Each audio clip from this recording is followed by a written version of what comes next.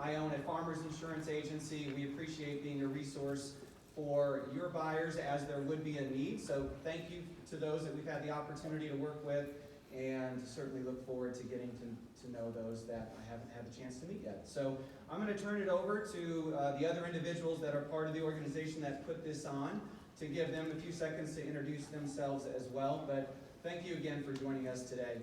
And yeah. Hey guys, my name is Scott Lynn. I work for a lovely family-owned organization called Platinum Title. We are part of the TCBKC group. Just trying to bring more value to you guys in any way we can besides just coming by and asking you for your business. We want to hopefully help you guys grow and expand your business here. So that's what this is all about, and why we decided to all get together and share some of our marketing dollars to do that for you. So hopefully you find some benefit. Can't thank the panel enough for coming, because they're taking time out of their schedules too to come here to help you guys do another part of the business. As we sent out to everybody, 1 in 6 homes are now sold on the investment side of the business. That's almost 20% of the business. So I'm glad you're all here to learn a little more about that. Thank you. Really need microphones. My name is Nick Bobeck. I'm with You Move Me, and I wanted to thank you guys for being here today. I wanted to give a little bit of honor as well to Jen and Cassie and the team at Loans with Jen, because I think business, as you guys know right now, is difficult. Especially in the realtor business, and I think that it's important to have groups like this. In school, when we get in school, we're put into groups. We're at a table in grade school. Then we start getting into sports, and we start doing those type of things in junior high, and then in high school, we have more things that we're involved in, and then we go to college, and we're in a fraternity or a sorority or other groups, and then we get out into the world, and then they say, hey, go meet people and go learn and go grow. And the opportunity that you've given us is great, and we appreciate the work and you guys taking the time to come here to network. In school they call it making friends, and in the professional world they call it networking, and it's dirty. It's not dirty, but it is an opportunity to grow and to learn and to find your tribe, and that's really what this is all about, is finding a way to serve, for you guys to serve your clients, also to help serve your family. That's why the panel was put together the way that it is, and we appreciate you guys taking the time to invest in other people, and that's what we want to do at You Move Me as well. Is our job is to serve, and what weight can we take off of your table? If we can take that weight off of your table, we want to. And any referral clients that you guys send to me, I'll give you my cell phone. If you have something to write with, please take that out. I'll be at the front as well. I've got business cards and so forth. I will walk you through everything. I'll walk your client through everything. All you've got to do is give them my phone number, and I would be happy to serve you guys and to serve your clients. I'll be a concierge to make it short. So appreciate you guys. My cell phone number is 913-980-7335, and I've got business cards as well. Thank you guys. Hi, I'm Kent Levinsky with Cinchon Warranty. I just wanted to say thanks for coming here today and showing an interest in what we're trying to provide everyone, the panel as well. I've been in the warranty side of the business for 20 years, and it's come full circle. I've seen ups and downs, and now we're kind of seeing more warranties being used with some seller concessions that are available now that maybe weren't available a few months ago. If you have any questions on any of that, feel free to give me a call. I'm always happy to help and lend a hand. And I appreciate Jen and Cassie as well and helping put this together for everybody. So thanks so much.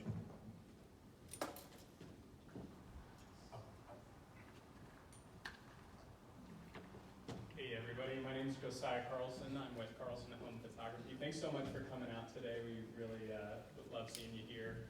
I own a real estate media company, and so we specialize in real estate photography, videography, drone, pretty much you name it, we can do it. But last year we were ranked #1 real estate media company in Kansas City by ClearSpace, and we are just accelerating this year. So if you need any media services for future listings, give us a try. We're happy to help you out, and if you have any questions, feel free to get in touch with us. You can go to our website. You'll see my information pop up on the screen here, so you can snap a photo or whatever you want to do there for that. But looking forward to working with you guys in the future. Jim, real quick before you say something, I want to give a shout out to the You Move Me guys. I don't know how other moving companies work. Well, I do, because I moved 2 years ago when I bought a new home. But the reality is, my brother is moving with them tomorrow. They are able to allow your clients to just take a picture of the rooms, of the stuff they want to move, and give them a bid based on those photographs. I mean, it's really, really simple and easy to use. They're services, so I just want to give them a shout out. I'd like to give a shout out to we personally use you.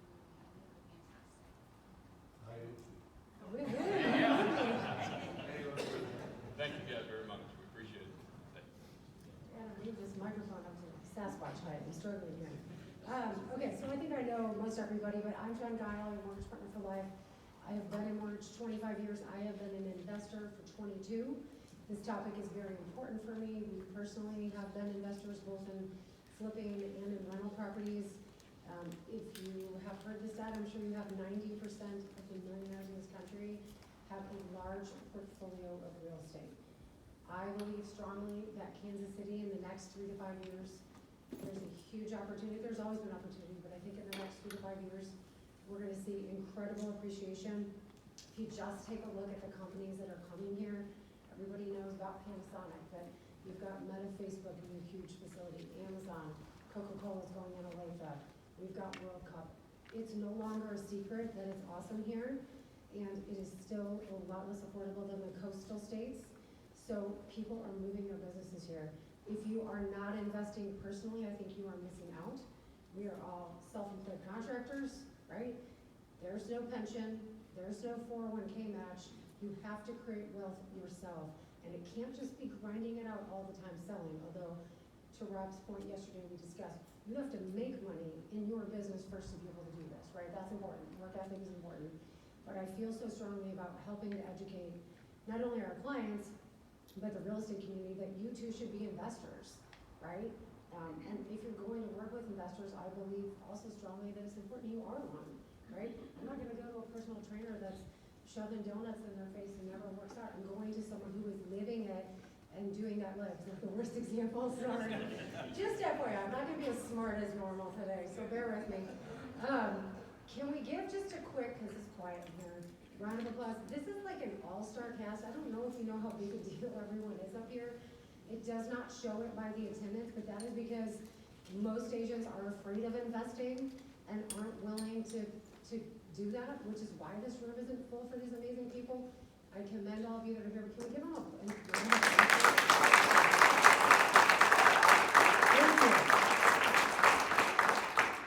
Would you guys just real quick introduce yourself, share a little bit about your background and how you got into real estate, just like brief. Just my first. Yeah. I'm first. Well, first of all, I think this morning I got a call from Dan Odell, and he told me everybody was wearing orange today, that there was a theme, but apparently he just wanted me to look like the Great Pumpkin up here. So, my name is Rob Ellerman, and I'm with Reese Nichols. I've been in the business for 27 years, straight out of college, and the reason I got in was for rentals. That's what I wanted to do, and then I realized really quickly that you had to make money in order to buy the rentals, so that's where the sales came from. But when I was in college, I actually figured out that I could buy a house, rent it to each of my roommates for $200 a bedroom, and I could make like $600 profit. And I went to a real estate agent, said, hey, I want to buy this house, the payment's $250 on it, I can rent it for $800. And he said, how much money do you have? And I was like, well, I make $5 an hour, and I have nothing to put down. And so anyway, so that's what kind of got me started. He was like, let me explain this to you, kid. This isn't how it works. So I got in for the rental piece of it, and then ended up kind of doing the sales and then rentals after. Hi, thanks for being here. My name is Ashley Kendrick. I'm with Chartwell Real Estate. Thanks, Jen, for having me. It's an honor to be up here with everybody I know on this stage. So, what was your actual question? How did you get into real estate? How did I get into real estate? Pure luck. I actually fell into a company called Upjohn Blount that was doing all the condo conversions on the plaza in like 04, 05. and walked into the sales office with a Beatles t-shirt, which is on brand for me. Connected with the developers. They called me later and said, when do you graduate college? 2 weeks from now. Are you staying in Kansas City? Heck no, I'm a lesbian, I can't stay in Kansas City. Then they offered to hire me for the summer, which then turned into the best mentorship that anyone could ask for in real estate, because truly I became an investor because a lot of people took interest in helping me get there, and I really landed in the right spot at the right time, and I'm grateful for that. So that's my beginning story. That was 20 years ago, so there's a little bit after. I love it. Hey everybody, hope you're doing well. My name is Phil Jackson. I started right out of college about 7 years ago. Yes, I'm young, don't make fun of me. But I was on YouTube one day in my apartment in college, and I was watching, I saw an ad. I got hooked on the Ty Lopez thing. I don't know if any of you know Ty Lopez, but he's basically like a web entrepreneur type of guy. His ad was literally like an hour and a half long. I watched the whole thing. But that got me out of the 9-to-5 kind of mindset and got me into like, okay, I want to do my own thing. And then I fell into real estate right out of college. But I did Northwestern Mutual to start, did real estate at the same time, and then just started doing fix and flip, did a ton of networking like this, met a bunch. I was meeting like 20, 30 people a week, literally. Found lenders, found wholesalers, found the lovely Mary Beth over here, who's my main realtor. And now we're about 35 to 50 flips a year.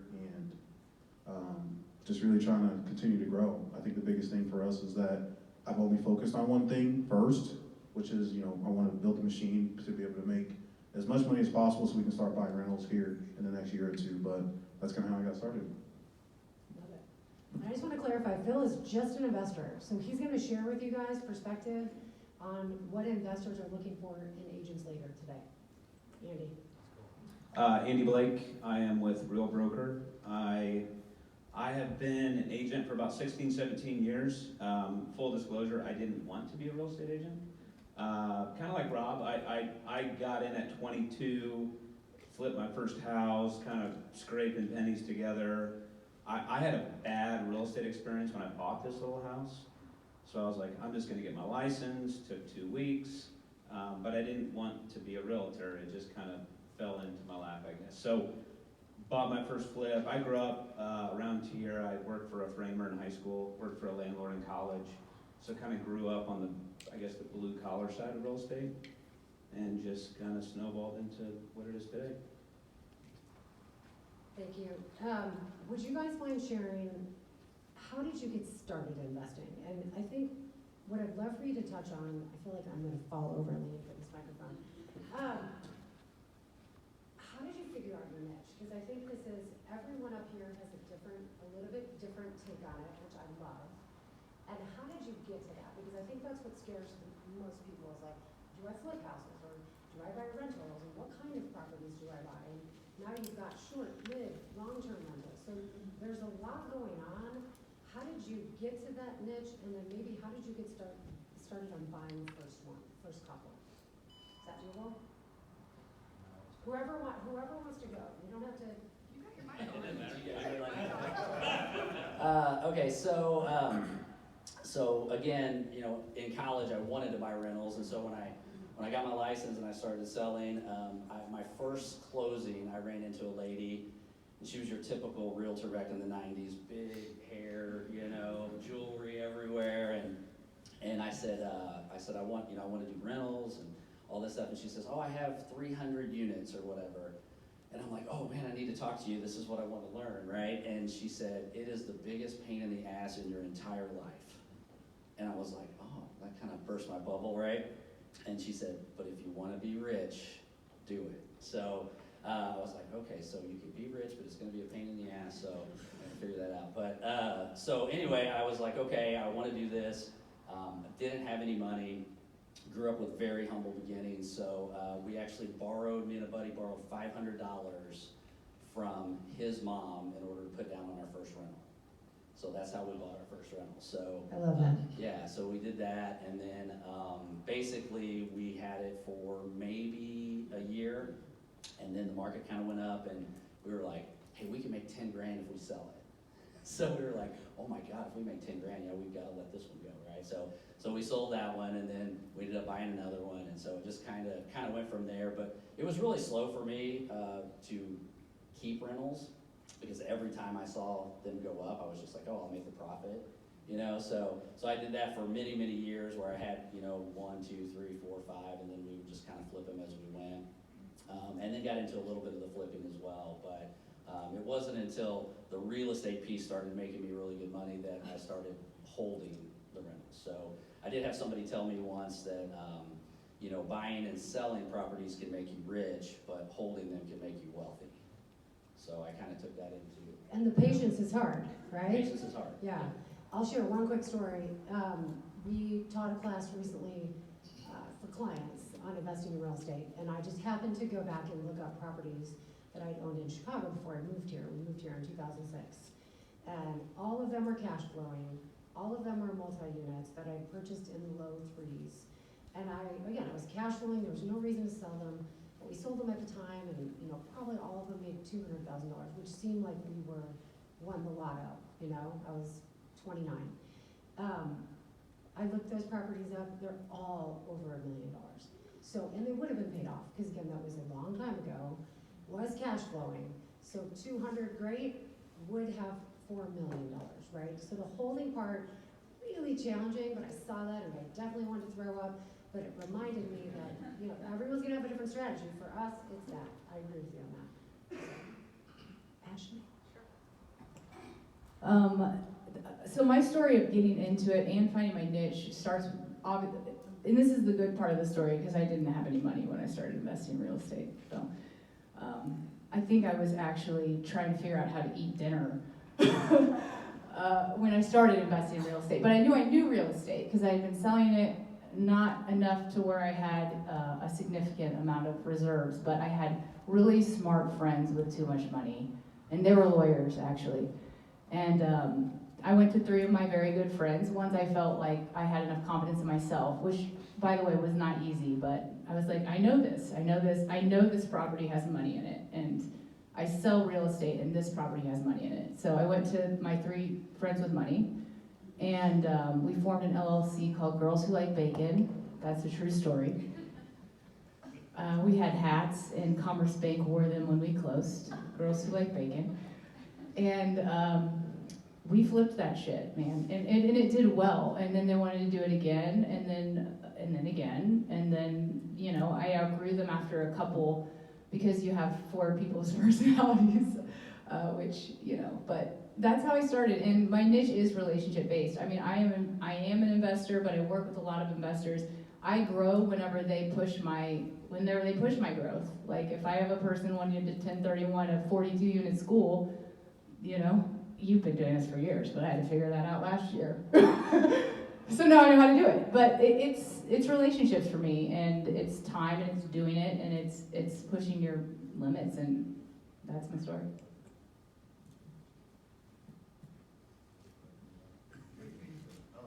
So, like I said, I started right out of college, and I knew that I always wanted to build a business first.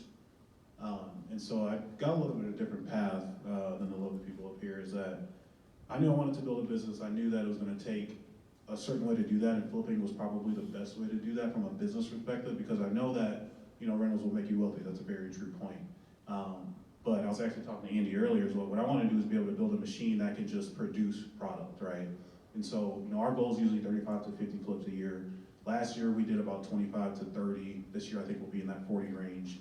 We'll keep that same goal for a while. But what I truly want to do is be able to say, okay, you know, instead of doing 1 or 2 a year, again, nothing wrong with that from a rental perspective. I want to be able to grab, you know, out of the 50 that we do, I want to be able to grab 20, right? And say, okay, everything we do is between 75 and 80% of ARV. Jen, obviously, you know that means that you can refinance that, rate and term, no money down. So if I can grab, you know, 20 rentals in 1 year over 5 versus somebody grabbing 1 or 2 a year over that same amount of time, I'm going to be ahead. But I also have a machine that can produce product, you know, we're doing 50 flips a year at about, you know, 25 to 30K profit each. I've now got a machine that's moving, right? Pushing product, and then I can just pull from that as I want to for the wealth piece. So it was more about building the business, scaling that up, right? Getting it to a point to where it can just produce, and then I can pull that. That'll make, you know, all the money, the cash that we need, and then I can just pull from that on a yearly basis, 10, 15, 20 a year to build that wealth side. So that's kind of how I got started. That's my thought process behind the way we do things and why we do it that way. And I think that's gonna help, you know, over 20, 30 years, I'll be able to have multiple units. And it doesn't have to be single family. That could be, you know, since we know the construction piece, right? We can take a house, a distressed property, fix it up, keep it all within that 80% range. You know, that could be a 4-unit, a 10-unit, a school, right? You can take that same process and do it over different, you know, different developments. So again, single family, all the way up to 4 units. It could be, you know, 10, 15 units. It could be, you know, 100-unit apartment. It's the same process, right? But obviously the numbers are a little bit different, but you're really just adding zeros when you think about it. I got in, said I was 22, I had no money, I had a lot of ideas that I would tell my dad about, and he used to just kind of roll his eyes at me. I didn't know how I learned about a HELOC at the time. That was a foreign concept. So I was like, Dad, you gotta help me with this money thing, can you open a HELOC? So he did. He gave me $50,000, and I told him I'll give you $55,000 back in 6 months. Like that was my deal I made, and he's like, totally fine. So I bought a little house, flipped it, I did almost everything myself. I did buy this with my good friend. He now happens to be my brother-in-law. So we were friends, we were business partners, now he married my sister, so it's all good now. But we made maybe 10 grand, and like I thought I was like, I made it. I was like, this is awesome. I wanted to do the rental thing, I just didn't have the money, like you guys. Like that was a hard piece. So we started flipping. This was the foreclosure era, 08, 09, 010, where there was, I know it's foreign to some of you guys, but there were just foreclosures everywhere. So we were flipping little homes, making 10. If I made 15, I thought that was awesome. Once I started buying rentals though, that's when it really clicked for me. Like, to this day, I don't have anywhere near what some of these other ones do. I've got, I think, 24 single family rentals. I buy maybe 1 or 2 a year. I have flipped maybe 50 in my career. Like, I love the flipping piece. That's what I loved originally, was just taking a crappy house. But I've learned very quick, I've kind of pivoted to holding now. Like, I've seen some of my flips come back on the market, and I'm just like cringing at what I sold it for $250, and then 2 years later they're on for 400, and I'm like, man, I should have. I wish I would have kept all of them, I just didn't have the money. So, got in flipping, still love that, it's a hobby, but kind of pivoted to the long-term hold because that's where I see the wealth too. Do you love that they all said they had nothing when they started? I mean, are you guys hearing that part? And we're gonna talk about how they finance it a little bit later, but like every single one of them has said, I came from nothing, I had nothing, I had to borrow $500. So even if you're in that situation now, it doesn't mean that you can't get to this. Yeah, Phil. I just wanted to add on that appreciation. I've been studying a lot on the economy, just with everything going on. We have to make sure that we're in a good spot and that we're buying right. A lot of everybody up here is talking about, you know, crazy appreciation. And I think this is something I actually thank Mary Beth for this too, is that we've seen an insane amount of appreciation over the past 10 years. And so I don't want people in here to start getting rentals and think that, you know, you're gonna see all this crazy appreciation that we've seen. We're gonna get into the next 10-year period of, you know, we've got high interest rates, you know, our government's in a ton of debt. And I know some of that's corporate debt, stuff like that. You know, we can get in the weeds on that, but, you know, expect a 2%, right, on a yearly basis, you know, at best. If you go in with that expectation, right, then you're gonna come out of it, okay, you know, I bought my house for $250, 5 years later it's worth, you know, $325, right? That's a modest expectation. A lot of these houses that we're seeing in the past 10 years, yes, we bought them, sold them for $200, now they're worth $400, $450, especially Johnson County. But I would go into it with the expectation that you're not gonna get, you know, 10% appreciation over, you know, 2 or 3 years. You're really probably 2 to 5% is probably that space that you're gonna be in. So just don't get discouraged when you know you buy a rental now, 2 or 3 years later, you're only seeing, you know, 2% appreciation year over year. That's actually the standard. So that's just something I wanted to add, so that white people, when they start, they're not like, okay, man, what, you know, what, this house isn't worth, you know, $100,000 more than I bought it for 3 years ago. Well, and the numbers I shared earlier, that was over a 20-year period of time, right? I mean, that's a long period of time. Feels like forever. Wishing now I could go backwards, but had I just sat on it, I'm in my mid-40s, that would have been not that long to wait, right? So let's talk real quick, Andy, I'm gonna have you touch on this just because I know your niche pretty well. You have a very specific type of property that you look for. And maybe if you guys would all share, like, what are your parameters? What are your absolute non-negotiables? What is, I'm walking away from this property? That's a good question. My first few properties were, I limited budget, so I bought them in different parts of the metro. I've since sold those.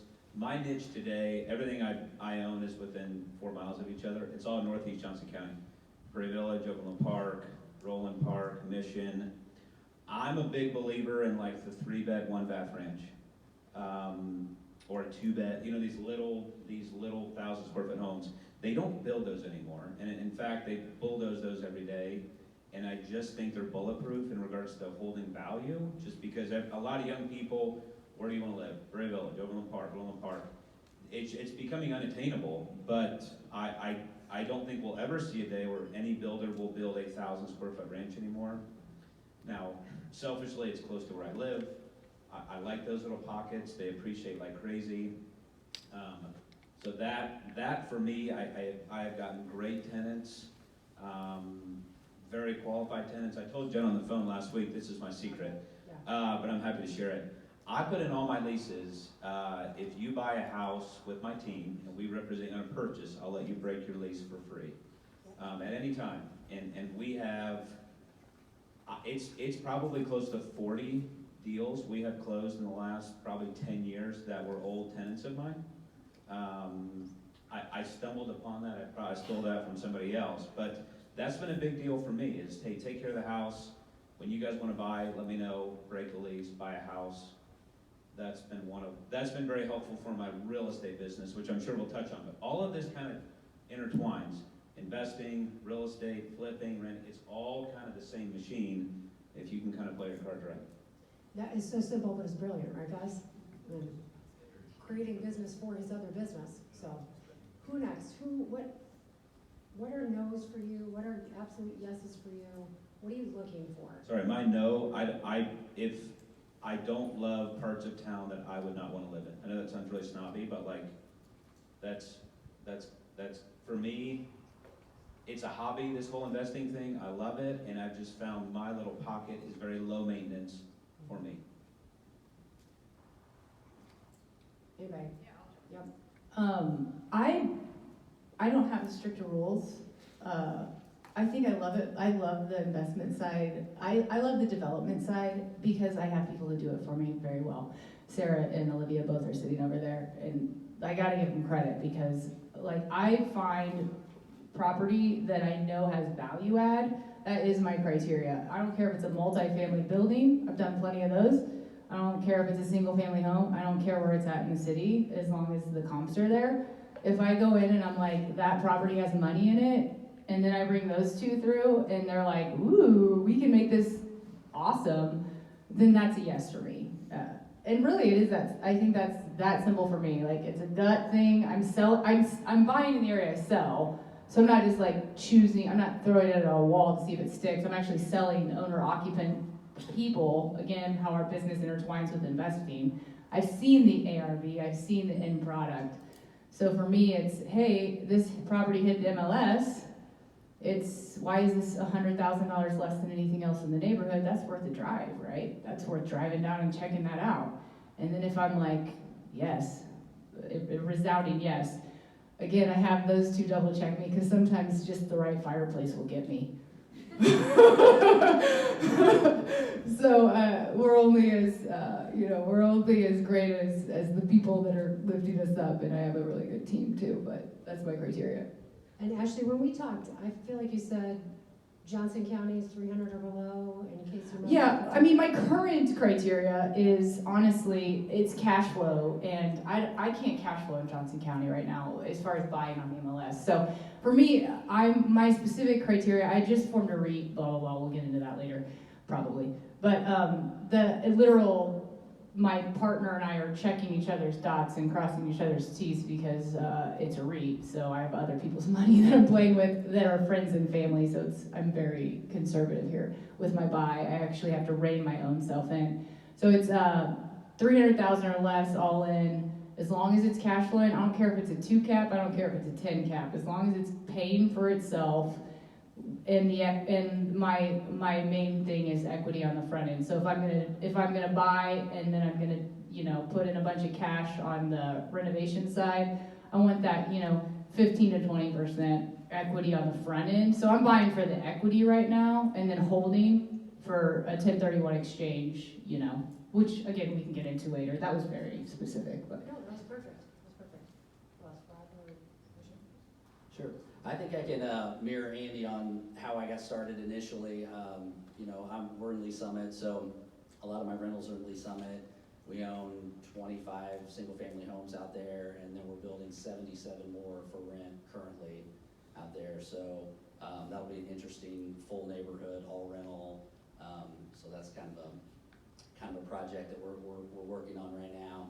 And I would say profitability, obviously number one. But what I try to do within my rental portfolio is I said, okay, I don't want to just have all single-family homes. I want to diversify within that rental. So I thought, okay, there's a silo of single-family homes. Then there's a silo of apartment complexes. So I'm lucky enough to know a guy that built apartment complexes, and these are Class A, $35 million apartment complexes, and I can just be an investor, owner of those. So for me, that was really big because a lot of you guys know me. I have 200 people on my team, so I trade time for money. I give up more money to have more time, so I love to do the same thing on the rental side of it. And those are nice because you put a check in, you just get to see the reports every quarter, see what's going on, and then 3 to 4 years later, you get either a big check on the sale or you refinance and you have cash flow coming in from those. So those are pretty cool. And then my third silo was vacation rentals. So I love the vacation rentals. I love the Airbnb. We had 2 in Destin. We sold 1 during the boom. Made some money there. But the Destin property, I always look at and say, 1 property on the beach makes up for 8 properties in Lee Summit. So I make the same amount of money on one roof, 1 furnace, all that. So that's kind of how I did it, is siloed within the investment portfolio. Is there anywhere else other than Florida that you're looking at? So we have some stuff at the Lake of the Ozarks Okay. as well. But no, we had Destin, and then I was gonna buy in Nashville several years ago, and I said, oh, it's way too high, it's gonna come down. Yeah, so missed the boat. I had our broker at Lee Summit actually told me, I don't know, several years ago, he's like, dude, this is Nash Vegas. Yeah. And I'm like, what the heck are you Number talking one, about? Like, number this one is- place for bachelorette parties. Yeah. And this was way before it really, really blew up, and I'm looking at stuff like right downtown for like $200,000. I'm like, nah, that's too high. So just know that we make mistakes as well. Same with Colorado. Looked at a condo in Breckenridge, it was like $375, and I'm like, oh, it's gotta come down, the market's too high, and now it's $1 million or something, yeah. So. That one too. So you mentioned short-term rentals. Maybe touch on, are you nervous at all with legislation changes, with all that goes on with Airbnb, with areas being saturated? Is that a concern of yours?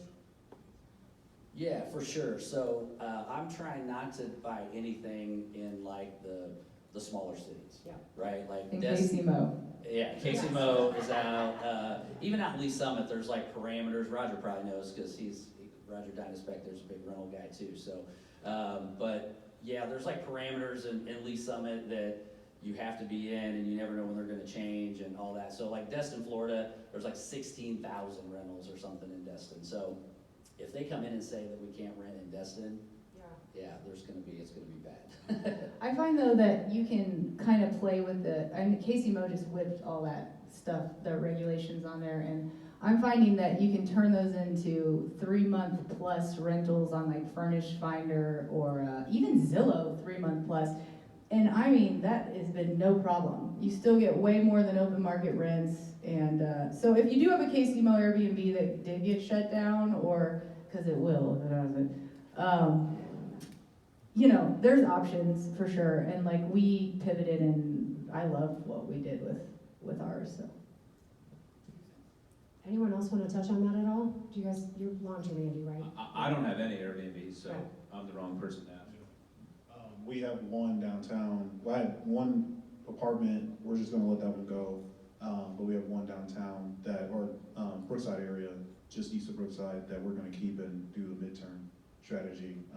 But I might, are you doing 1 month or 3 month or both? You have to do 3 month plus on Zillow, or Casey Mo will come after you probably. Even 30 day? Cause I thought 30 day didn't matter. Don't quote me on this. Okay. You win. Yeah. But that's what we're gonna pivot to, so I'm actually happy to hear that from you. The 3 month plus on marketing for 3 month plus, I had probably, I want to say 100 people reach out on a Waldo Airbnb. Granted, my wife made this property look super sexy in the marketing, but there was like 100 people. I had to shut it down. And an agent that I knew was going through a breakup, and he was like, take that off Zillow, I want it month to month, indefinitely. And I think that guy's gonna be there for 30 years.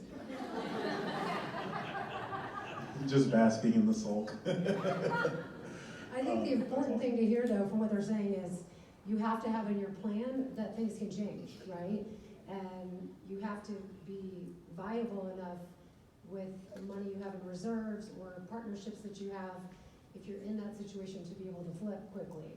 And that should be part of your plan because I don't think anyone expected that to happen as quickly as it did. And there were a lot of people in Missouri having to shift very quickly. So we've heard a lot about success, and Rob, you kind of touched on it. I don't want it to feel not attainable for the people out there, so maybe share a big mistake that you made or a mistake you would want them to not make. I'd love to hear that. I can go first since I didn't. Bring it. No, I said he mentioned it already. You all are gonna share one. I can go first, but I didn't answer the other question, but I keep my criteria pretty easy, just areas that are gonna appreciate, obviously, yeah, anywhere I wouldn't live, I don't do, just because if I do, like, I'm very hands-off, so, for my flip business, I'm super hands-on there, but I'm working on getting that to be where it's like, I've got an operator and I can just step in and see, hey, everything's going good, like, here's all the systems and processes, we're good. For my Airbnb, shout out, they do a great job. They manage the Airbnbs, I literally don't do anything, it's phenomenal, I just get it ready to go and they take it on. And same thing for rentals, so Airbnb, Tyler Shirk is who that is. They do a great job. And so, going back to that is, even though you have people in place, right?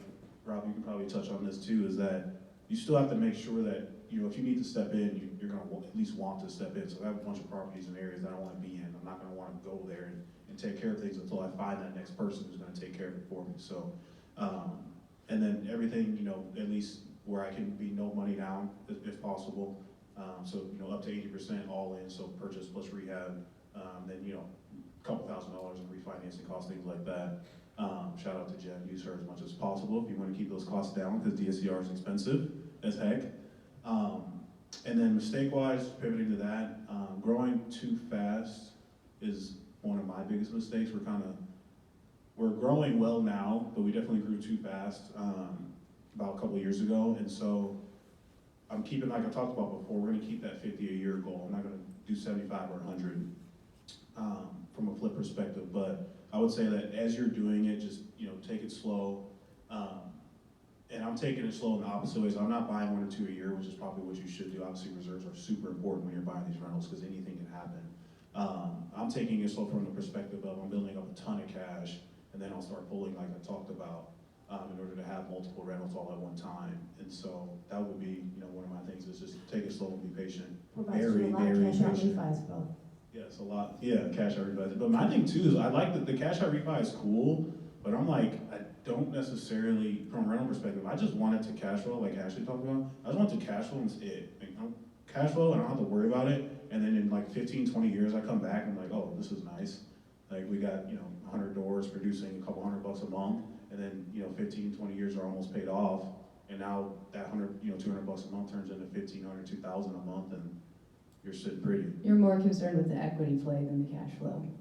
Yeah, I mean, I don't want it to be negative. I'm not that rich, where I just need the depreciation or cost segregation. But you know, if it's even with Airbnbs, a lot of people are like, if I'm not making, $1,000 a month on Airbnb, I'm not going to do it. But I'm like, yes, if I'm managing it, I better be making that much. But if I'm not doing anything, if I have a manager doing everything, it's like, if I can make an extra $500 a month versus a rental, like I'm going to do it. Yes, it's a one cap, but again, it's all about the cash flow, and then I know I'm just gonna sit there and let them manage it for the next 10, 15 years, and then I come back, I'm like, oh sweet, we made, $400 more than we would on a rental, and I didn't do anything for it, and the property's pristine because it's been cleaned, a million times. And what you didn't do is spend the $25,000 or $30,000 cash that was in your bank account on a pool in your backyard. Right, that too. But I think the big thing too, I think something I didn't mention is the reason I did the flip business first is because I want to be able to find distressed property that we can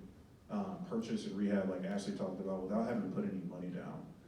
Again, there's nothing with buying rentals turnkey. If you just want to get into real estate and you just want to step in, but you don't want to be like really into it. Yes, buy a turnkey rental and then get a property manager, put your 15 to 20% down and be done. But if you're really trying to scale this, being able to find distressed property is super important, and then having the right people to do the construction is also the biggest thing, because that can go very south very fast. Who else biggest mistake? Did you have something, Rob? Oh, go ahead. I don't know if I've had some I've had homes I've lost money on, I've had flips I've lost money on, I've had rentals that I've regretted, but I guess I don't regret it because I learned something from that. Worlds of Fun houses. Yes, those were my first couple, were by Worlds of Fun because they were cheap. And now, I was limited, but those were a challenge, tenants were a challenge, but I learned from them, and I sold them, and it taught me something. So I would encourage you guys, don't be afraid to fail or make a mistake, you just have to learn from it. And now, that's how I found my niche, was kind of stubbing my toe on some of these. But the other thing, maybe a mistake I made, now I was raised in a conservative Dave Ramsey household, so I was buying rentals on 15-year notes, that's all I would do. And I didn't cash flow any, it was like, if I can break even, that's totally fine. What I should have done was been far more aggressive on acquiring debt. But I was just trying to be safe, 15-year note. I probably have twice the portfolio, I know Jen should That's go on me, risk. yeah. But I was just adamant about anti-debt as opposed to kind of embracing debt. Do we all believe in leveraging up here? Yes, we do now. Good debt though, right? Good debt versus bad. But the numbers piece to the investing game, that's half the battle in my opinion. Like everyone up here had to borrow money from someone they knew. I hear a lot of people in this room have gotten the Andy Blake sermon about buying rental properties. And people will say, I can't afford it. I don't have the money. And my push is find someone that has the money and borrow money from them. It is not a gift, maybe it's a business proposal or some guaranteed return, but that was half the battle for me, was trying to find the money. I'm going to interject just super quick. I just taught some classes to high school students a couple weeks ago, and I pulled up a property that is literally for sale right now at KU, and I showed them how much it would cost them to live there, and how much they would make if they kept it just for 5 years, had 3 of their friends live with them, and they lived there. And rent in Lawrence is about $850 a person. They were going to live there for about $350 a person. After 5 years, the house was going to have $45,000 in equity. I said, what if you just went to your parent and said, I want to go into business with you. They needed $6,500 to buy this house, right? Because they're living in it, so it's primary residence, but they need a co-signer. Could you make $6,500 in the next couple years? They all raised their hand, yes. Could you go to your parent and ask them to help you co-sign for it? And then whatever agreement is that you work out with them, when you're done, either split that equity, and that was just the equity, that wasn't what they paid down, right? It was closer to 50 something. And then I'm like, what if you kept it for 10 years? And you moved out and you rented to 4 people, and after 10 years it was like $115,000. You could pay your student loans off, right? Like, what if you proposed that as a business plan? You need help from someone. Everybody needs help from someone. But that would be a good niche as well. Like, hit up your families that have kids getting ready to go to college. That's what my parents did. They bought my sister a house in Lawrence. Her friends live there. They paid it down. They sold it. They should have kept it. But ended up making a ton of money, versus all the money they would have thrown in the trash renting, right? So. Is this still available? It is, Phil. I know, they're like, why aren't you buying it? I'm like, I don't know. I should be. Who else? Mistake? Sure. Let's just, nobody send this clip to Dave Ramsey, by the way, so he wouldn't be too happy with us up here, Bob. I think the biggest mistakes financially for me are the ones I kind of mentioned before. It's what I haven't bought, more so than what I bought. So that, as far as the financial piece of it, that's been the biggest. But as far as the biggest pain points, early on, I always said, hey, I'm a poker player, I can read people, my gut's never wrong, I don't need to do a background check on people, right? And then next thing you know, you've got somebody in there that you're like, wow, they really fooled me in that interview process. And so I had one that, she wouldn't pay rent, and then I'd be like, hey, you gotta go. She's like, oh, here's most of it. And then you're like, oh, okay, well, she's getting caught up, and she was a professional, right? Drug me along the whole time, and finally I said, that's it, you're out. I'm like, look, Wednesday morning I'm showing up, I'm throwing all your stuff on the curb, like you're out, right? Called a locksmith, said meet me there Wednesday morning. I'm running a little bit late, the locksmith calls me and I said, yeah, and he goes, well, I'm at the house, there's a couple of 6'9" guys standing on the porch. How big of a boy are you? I said, I'm not that big. So I was like, all right, let's abort. Let's change this plan. So I had to take her to court, get the judgment. Never got paid anything, So those mistakes, I think, background checks, obviously, super important. But I bought several houses that we've just missed on. We thought, the van's sitting next to it in the driveway that has graffiti on it. That won't hurt the flip of this house. And the feedback was, there's a van with graffiti on it. Yeah, I know that. I bought it anyway. So, stuff like that just kind of stupid mistakes. So, really no massive financial losses for me on the real estate investment. I think that's a positive, because I do think it's kind of hard to really lose a lot on a house. And if we have a flip that we're doing and we realize that we're not going to make much money on it, we'll just rent it, right? So. What else, Ashley? Yeah, I have mistakes. Actually, I will echo Andy. I don't believe in them either. Like, everything I've done, I have learned so much from that I look at it like a lesson. So no, I wouldn't call them mistakes. I think we've all lost some. I mean, you're not an investor. It's still the stock market in a lot of ways. You just know what you're doing, right? So sometimes you're not going to hit it. Sometimes you're going to be wrong. But I would say my biggest lesson is this could be the female in me, but sometimes I just fall for something, like I did my wife, like when I met her. But it's like the same for houses. Like, I'm like, oh.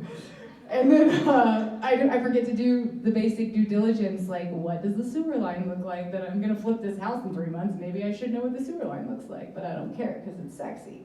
So that's my biggest lesson. And I've learned that one the hard way, but I don't regret it, and it was a mistake. It's a long play. Like learning. Someone gave me great advice a long time ago. Take the singles. Like, take the okay deals and wait for the home runs. Like, you're not going to buy your first flip and hit a home run. You're probably not. But I took a lot of singles before I ever hit a home run. That's for sure. But that's how you learn. You kind of get your contractor list. You learn your lender connections. Like, there is a skill to doing this. But I'm with Rob, the risk is low. If you know what you're doing and you're out there selling real estate, which we all are, the risk is low. Like, put it in the stock market or go buy a house. I'm gonna buy a house because that's what we do. All right, let's talk about the money part, right? And Andy touched on something that I was gonna share. That's how we got started. Purchased our second house, ended up buying it under value, had maybe $70,000 in equity when we bought it, immediately got a home equity loan. And that's what I used to finance our first flip. And then, of course, made money on that flip and rolled that flip over. But yeah, you have to come up with money from somewhere, right? How did you get started? Some of you kind of shared it. If you didn't share how you got started, how are you financing projects now? Anything you can share, tips for people would be great. Yeah, I can start, because I know you guys are going to touch a lot on the mental aspect. For the flip side, a lot of it Well, one, you guys all network, right? I mean, that's what you have to do to run your business, whether it's home warranty, financing, being a realtor, whatever it is, you guys aren't getting paid a W-2. And so networking is the biggest aspect of that, and networking strategically. I think the biggest thing that I did was I networked strategically versus just, spray and pray. I was strategically looking for lenders, I was strategically looking for wholesalers, I was strategically looking for contractors, still strategically looking for contractors because that's the hardest portion. But from a money standpoint, leveraging lenders and finding the right lender. So again, being strategic in everything you do. So like, I knew that I wanted to be no money in on our flips, and then same thing on our rentals. So it's like, for our flips, hey, these are parameters that we have from a lending standpoint that we've seen before. We need to be up to 80% ARV, but I run all my deals at 75 to 78%. So again, even if, we comp it, $5,000 too high, which rarely happens, because we can have Mary Beth over there, and everything is usually $10,000 lower than what they come back at. But that allows us to get into that house, no money down, get the house flipped, make that cash, and we're leveraging based on no money from us. On the rental side, again, it's about finding the right lender who can say, hey, if this is an investment property and you've already own it, right? This is not for if you're purchasing it outright, which there are some 10, 15% down investment lenders. It's harder to find out because obviously credit is getting super tight in the economy. The rates are garbage, but Yeah. But finding the lender who's gonna do, if you guys need 80%, it's still gonna cash flow or it's gonna break even. Find that lender who's gonna do 80% of the ARV. You guys all know how to run comps. Most of you are realtors in here. Run your comps super solid, and then make sure if you're buying it, distressing it, and fixing it up, give 5 to 10K more than what you think the budget's going to be. And it's going to allow you to refinance that property for less than $5,000 out of pocket. Yes, like finance? When I first got started, my wife and I would move into the home, 3% down, fix it as we go, and kind of rinse and repeat. And I know we probably did that 4 or 5 times. Eventually she was like, yeah, I'm sure other people, I know that's a house hack, but I can't stress that enough. I think that's the cheapest, quickest way to acquire rentals without coming up with a bigger down payment. So that's kind of how I did. But I'm gonna stress too, I know Phil's not a realtor. Ashley sells a ton of real estate. Rob sells a ton of real estate. If you guys can just keep selling a ton of real estate, that makes this whole process a whole lot easier. So a lot of this kind of goes hand in hand. We're focused on your real estate business, but if you keep selling homes, it gets a whole lot easier. I'll put it that way. And I'll chime in there, we set up our real estate business like a business. So we're paying, I'm sure you guys are paying yourself a salary. So and this is gonna be a rabbit hole, which you could speak on much further, but I'll get back to the question and not digress. My lending situation, again, relationships, I found a bank it's actually an all-female bank. They're amazing. They did all the risk of the chicken and pickles, etc. They're local. I love Jen Giles too, by the way, so shout out. But I basically built a relationship with some local girls on the ground, and I don't have the stomach for 0% down loans. I actually put down 25 to 30% of everything I buy. That way, if there's a market correction or if I need to unload, I kind of put my money where my mouth is on the equity side, I guess, because it helps me just not stress out at night. And if there is a correction, I've got a lot of skin in the game. So I'm a 25% down girl all the way of the acquisition and the rehab. And if you're flipping, it's a very unique loan. So if you can build a relationship with Jen or somebody who can understand that that's what you're gonna do, the acquisition and the rehab costs, because that's a whole different animal for money. If you can build those relationships and have that power on the front end before you go shop for your house, it gives you all the leverage in the world. And I have done that over time, and now I have a great financial team in place. I don't even need appraisal. They don't even need an appraisal anymore for me. I just, here's the money. I put down my 25%, and that's just trust through time. And I'll add, the loans that I'm talking about too are, just to clarify, you're still 20% equity in those. Yeah, you just were able to buy it deep enough to where you don't have to put anything down. Yes.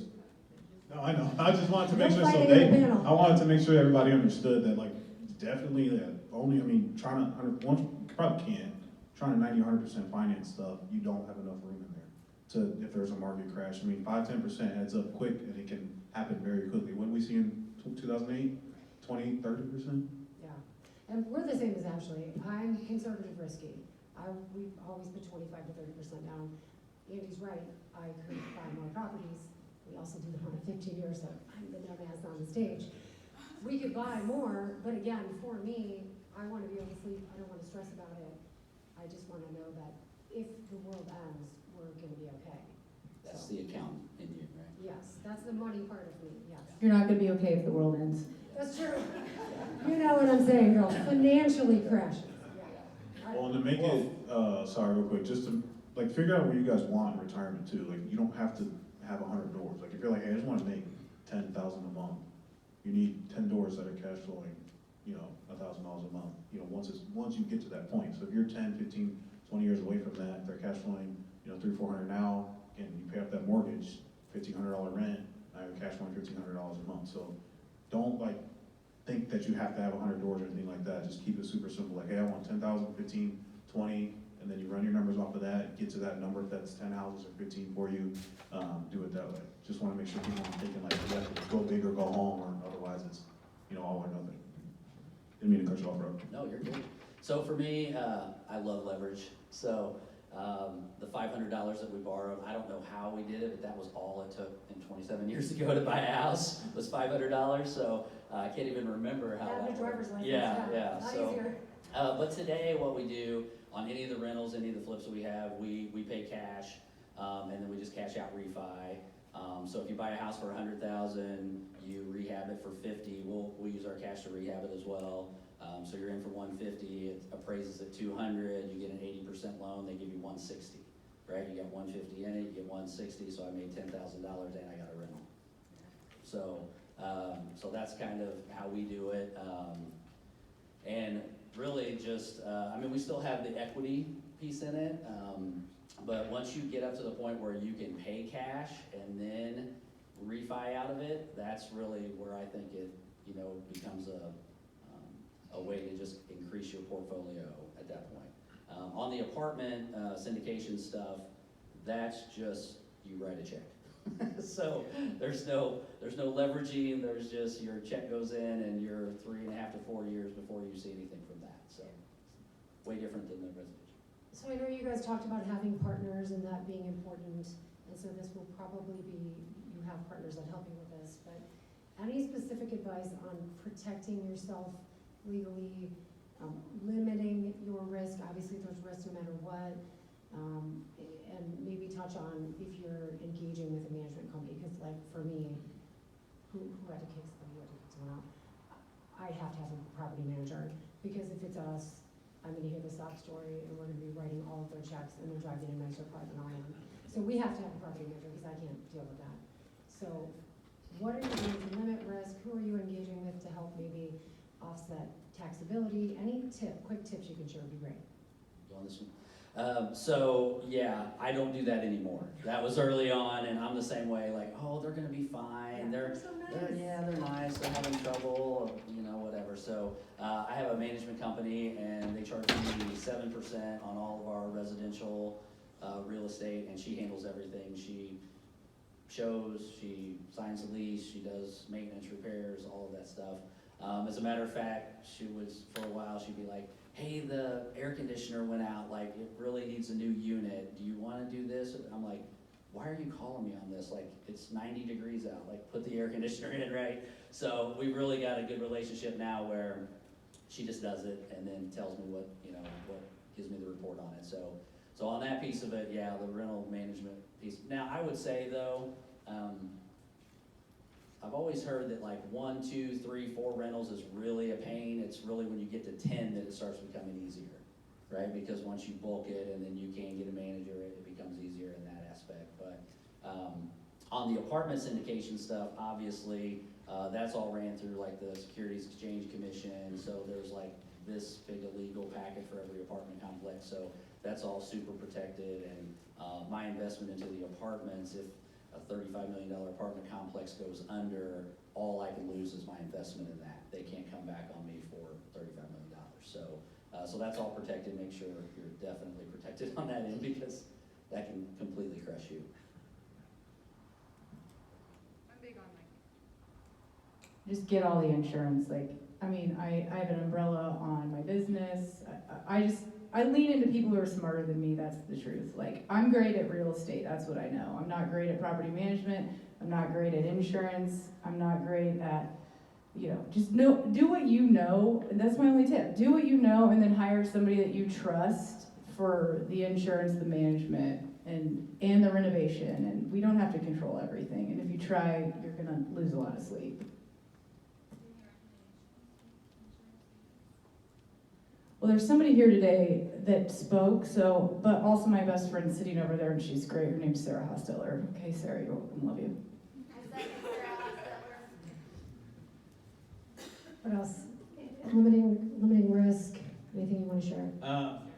I own some of mine with my brother-in-law. He's a contractor. What's worked for us though, I leave all of our tenants, my HVAC guy, plumber, electrician, appliance repair. If they have a problem, they just call those people directly, and then they bill you, right? and then they just bill me. So these guys know who we are. I rarely hear from them. The ones that I own, just my wife and I manage those. But honestly, my assistant does the contracts. All my payments are on auto pay. That's part of my lease. I love the question, do you get a lot of calls at 3 in the morning? I like to ask people, do you do a lot of home repairs at 3 in the morning? The answer is no. But if you leave them a number to call if something comes up, I rarely hear from people. I really do. That's smart. Now, I try to be real. I've had long-term tenants. I'm pretty conservative on rent. I'd rather find a good tenant than try to make a certain amount of money. That's for me. So I want to flip to actually working with investors because I want to make sure we touch on this. And Phil, I'm going to have you talk first since you are the only non-real estate investor up here. What is most important for you to have from your real estate agents that you're partnering with? Well, that's a phenomenal question. Obviously, trust is the biggest thing. And that's obviously built over time. Like I said, Mary Beth over there is our main agent. We actually also work with Corbin in the back as well. So the biggest thing for us is just knowing your numbers. I mean, you guys have to do that already for your clients. You have an ethical responsibility to make sure that you're, comping their house out correctly and not overpricing it so that it can sell, or overselling it to them that you can get this crazy price and they can't. Obviously, 6-7 months ago was possible. Right now, we're seeing that's, we got to get back into the detail. Got to get back into, hey, like this is truly what the comps are. Like we're not going to push this price because you will sit on the market. So trust is the biggest thing. Knowing their numbers. For our business and how much we do, a realtor who's going to go above and beyond for us, we've got 3 project managers. We work with a ton of contractors. Beth will literally go, we don't require this from them, right? It's not really her job. She goes above and beyond. Like she would literally go to the house and do a punch list for us because I'm so busy running the business and the project managers have 5 or 6 other jobs. Now, the PM will do their own punch list at first, kind of walk through the house, make sure everything's good.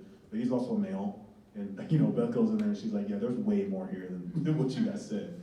But just, doing that extra step, right? Is the reason Beth's gonna sell 35, 40 houses for us this year alone. And then having the understanding that there are things that are gonna go wrong, right? These are, fix and flip properties, these are investment properties. We might miss, we don't do it on purpose. We fully disclose everything. We might miss, a small plumbing leak under a vanity, or we might miss just something that pops up. I swear, during the project, everything's fine, then we go on the market, we have like the random things that pop up.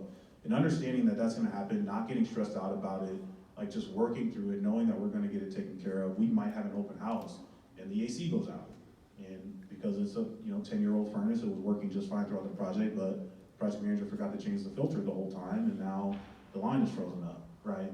And so just understanding that those things are gonna happen, knowing that you're gonna work through those, and being okay with that. But I would say the 2 biggest things, even on the rental side, is like knowing your numbers, being okay, on the rental side, is being okay with going to see a ton of properties. I mean, you guys do that already with owner occupants, but being okay running around, going to see properties, knowing that you're gonna put in a ton of offers, kind of like you guys did, 6-7 months ago, you put in a ton of offers, not getting anything back, Being okay with that, and then if you're working with new investors, the biggest thing is you guys knowing your numbers as well from an investment standpoint, because new investors typically don't know what they're doing. You can put them in a very, very bad spot if you guys are working together and you're overshooting ARVs, or you're undershooting budgets, or you're overshooting rents, whatever that looks like. So if you're gonna start to work with investors, a ton of education around investing in general is going to help, because again, you guys have an ethical responsibility to your client, even though yes, it's their responsibility to know investing, understand rents and things like that. If you guys are helping them out with that and you're helping them run numbers,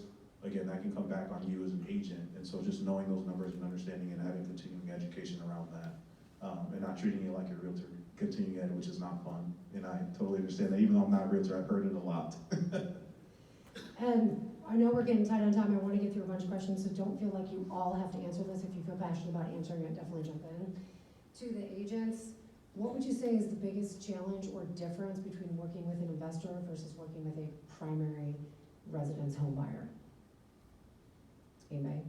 As a realtor, you need to be patient. It's gonna take some time. Like Phil was saying, you'll write 1 million offers, go through a lot of crummy homes, but I have made some really great long-term connections, clients, because I have taken them through 200 crappy homes. So go into it. It's not gonna be a quick sale. If you play your cards right, you should get tons of sales if you can help them make money. So it's a long play for those realtors to find those good investors. Yeah, I'll echo that. I think it's a totally different animal selling investment versus owner-occupant, first off. I mean, it really, truly is. The only way to do it is to do it and to learn and to be patient with yourself. But I mean, now is a great time. I think the market is weird right now. And when I'm a little slow, I can always go find an investor that I've built a long-term relationship with and still get contracts. So I think for me, it's essential to do both sides, owner-occupant and investment. And specifically now, because I think we're gonna have a really weird year. And I'm very grateful for my long-term people that I remember, and it's okay to feel frustrated. I remember being very frustrated, like, this person is taking a lot of energy and a lot of time. Okay, well now he just closed a $2 million deal with me, you know? So, put your ego aside and you gotta hustle. You gotta learn it the hard way. We all learned it the hard way, I guarantee that. Do you want to share anything on that? I'm probably a bad guy because I haven't wrote a contract in like 10 years. So, And we all want to be just be down. honest. Just be honest. No, I love it. I want to be Okay. that route. I don't even know how to write a contract at this point. Oh, Rob, come on.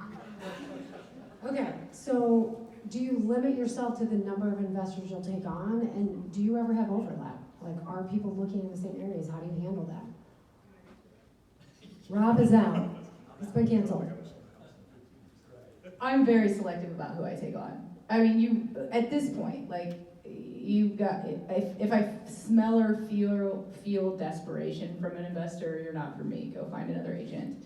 If you're not trusting me or listening to my advice, or you're asking me to do things with my time that I'm very clear isn't going to end at, it's not making use of our time together, then you're out. So I think you will burn out if you take on the wrong clients. I do not take on more than I can handle. I will say no. Do they overlap? I mean, yeah, sometimes I'm the competition, if I'm honest. I'll jump in real quick on something. One of my agents actually does a really good job. She's an investor, and she really digs into her COI list. And so she's not looking for the Phil Jackson professional investor, right? She's saying, hey, if you want to own 2 or 3 rentals or 5 rentals in retirement, like, I'm your person, right? So she works her COI list and gets those people to buy houses and does a ton of business just off of that. And she posts all of her buys and her mistakes and her wins and everything on the rental side of it. So her COI list, I mean, they come to her for, the onesie twosie investor thing, so.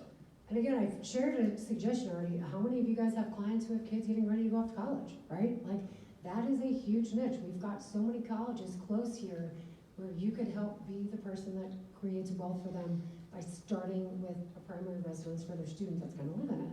So, I'll make this quick. I always like to know what their expectation is. If they say, I want to flip a house, I need to make at least $100,000. not a good fit for me. I have enough people in my database to say, hey, I'll stumble on a good deal, and I can call them or text them like, hey, you guys should buy this. Some of my buddies, I'm like, you guys should buy this. That's where the relationship comes into play. But manage your expectations. You're not going to hit home runs in this market. You're just not. It's a long-term play.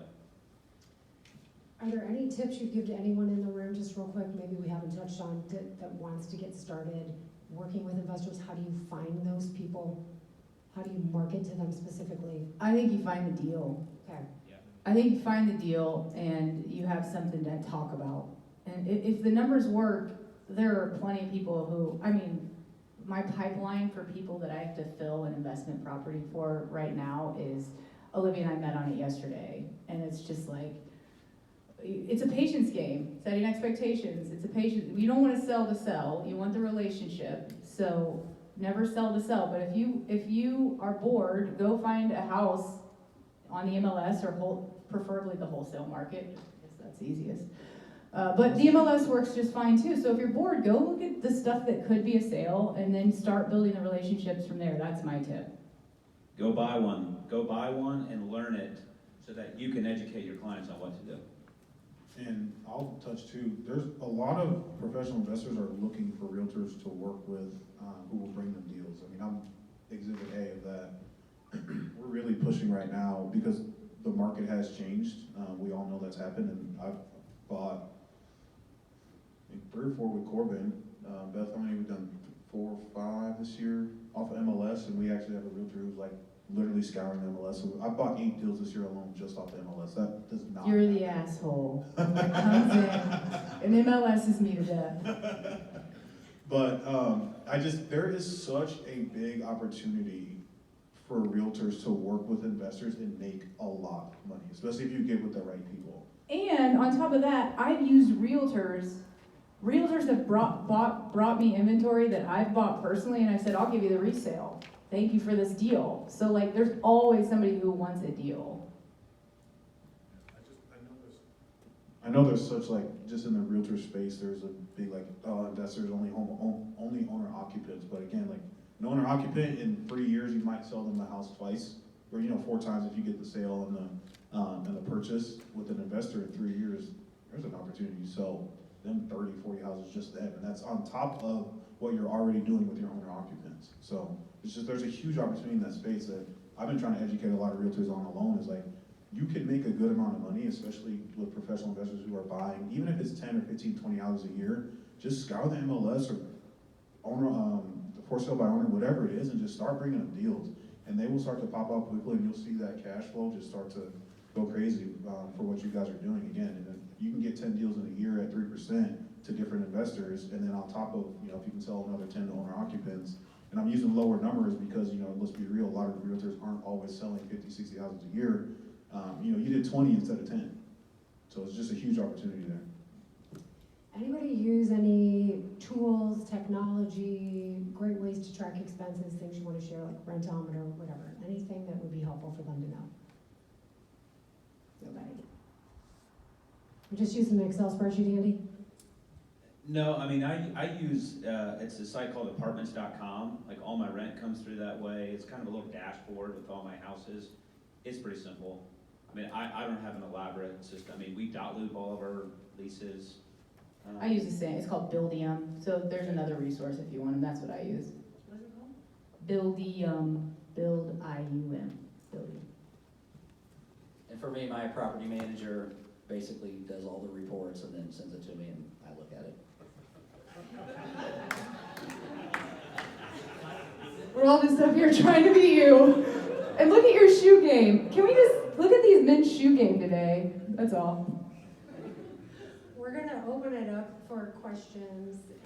Yeah, Dan. I'd like you guys to define a term. You all use it differently, and it's confusing for those of us that are trying to encourage our clients to get into it. Phil mentioned finding homes 2 ways. One is through the MLS, getting a good partner or 2 to help you do that. The second thing is, I'm a wholesale market. That means different things to different people. Can you define what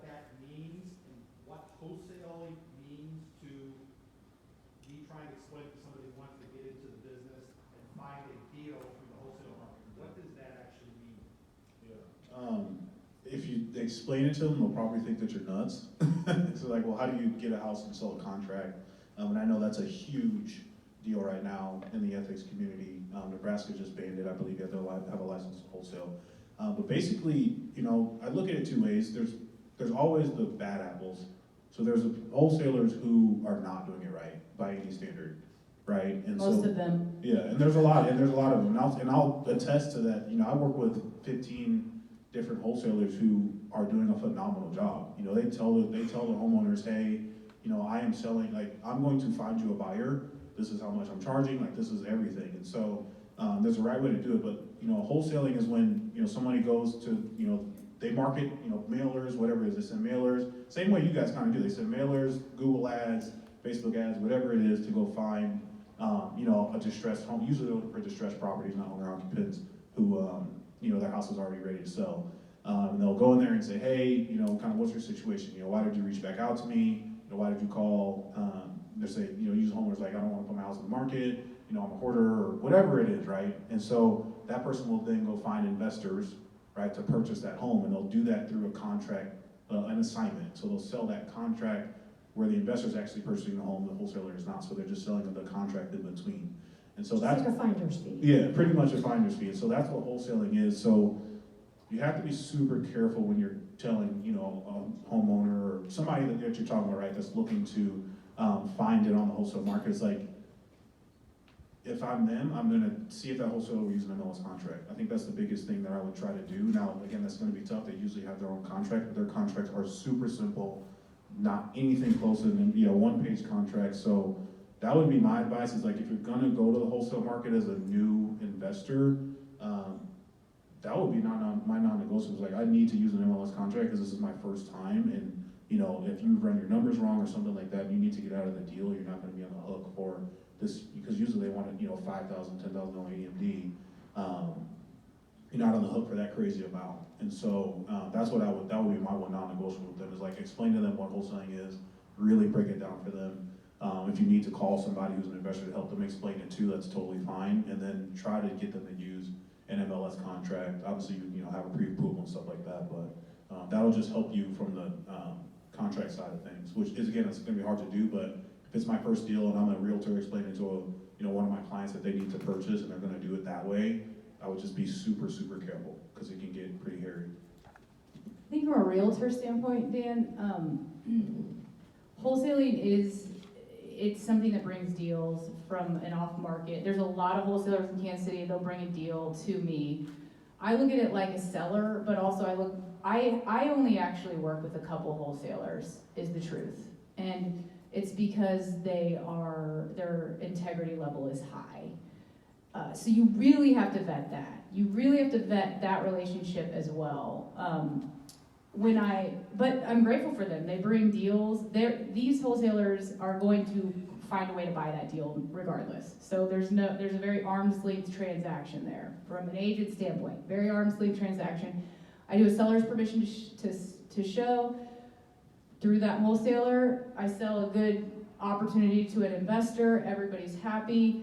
And yeah, if anybody needs a resource for like the paperwork side or how to sell a wholesale property, go right to your broker. You can always call me. I'm available as a resource, as an investor in the community. But it's an opportunity to find deals, building the right relationships with wholesalers who are exactly what he just described.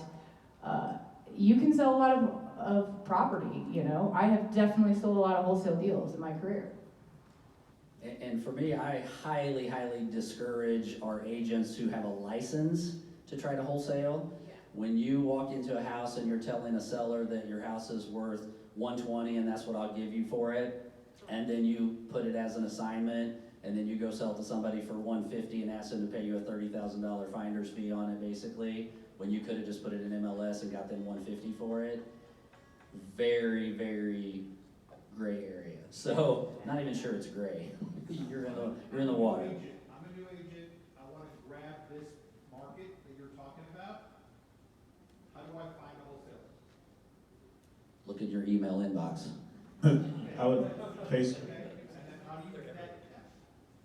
Ashley? You know, I'll be honest, I haven't vetted one in a long time because the ones that came to me, again, were buying, they were closing the properties. So I vetted them because they were buying properties. They were the end seller.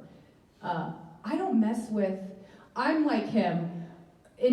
I'm way more interested in selling my owner-occupant real estate business for the rest of my career and keeping my integrity in place and all of the ethical side.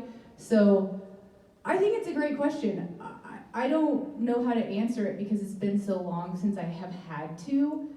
But I guess I would say just make sure you're not doing anything that's feeling gross inside of yourself. Make sure to overly disclose. Make sure to be completely transparent. If you find a wholesaler deal from your inbox, because we all have, tell your client, this came from my inbox, this is where I got it, here's the numbers that I know, and overly disclose and be transparent.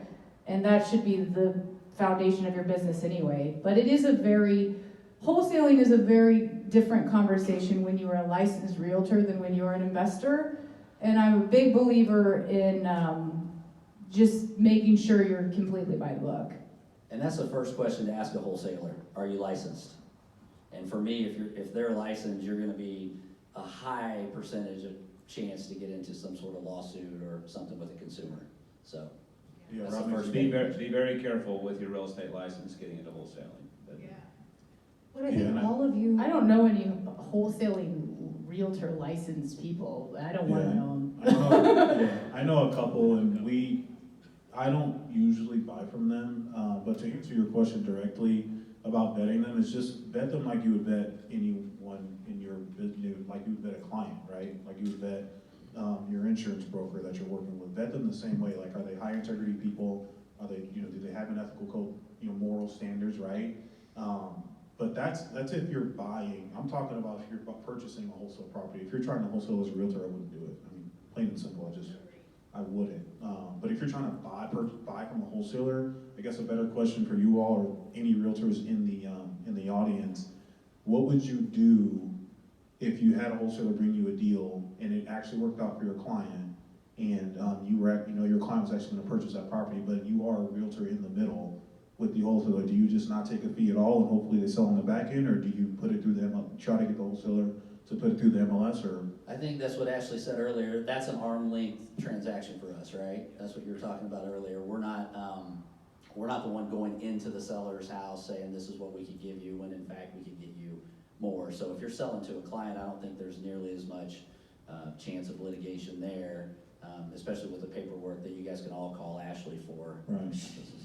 So there's a certain. Do not call me. hey Phil, I want to You move on to can't use another me as a question. Yeah, resource. I think the most important thing is relationships. Everyone up here has done all of their business by relationship. Dan, you know that. You should be working with trusted people if you're getting in this mix at all. You've been raising your hand forever, so do you want, yeah. Yes, sure. So I have can you hear me okay? Yeah. Okay, good morning. My name is Stacy Johnson Cosby. So I have a quick question for how you are handling this. Jen, you touched on it earlier. So I've been an investor for over 25 years, and I'm seeing things now legislatively that scare me to death about the future of our industry. And so you talked about short-term rentals. That's just one piece of the pie. Are you all looking at tenant protections and some of the ways that is going to radically change how we do business? I hear silence. Do you mean like just the new stuff like the free attorney for tenants, and is that the question? A lot of that. So that's part of it. The free is not free because taxpayers Sure. in Kansas City are actually paying for attorneys for people being evicted for not paying their rent. Yeah. Those kind of things. I'm aware of that, yeah. And I'm talking about some of the other things too. For example, and Jen, you may know this, and this to me, I'm not trying to take too much time. This is so alarming to me that I'm concerned about the future of our business. At the local level, we see it in Kansas City. We see it at state level and now to the federal level. For example, the conventional financing. So at the White House, the tenant groups, they're very well organized. They have money. They do all of these things. Their whole goal is to decommodify real estate, which means real estate should not be for sale or for purchase. What does that do for us? Real estate agents puts us out of business. Investors, it damages us. For example, the regulator for conventional financing right now has before her orders from the White House to look at imposing rent control for anyone who has a conventional mortgage, Fannie Mae, Freddie Mac mortgage. And with a signature, not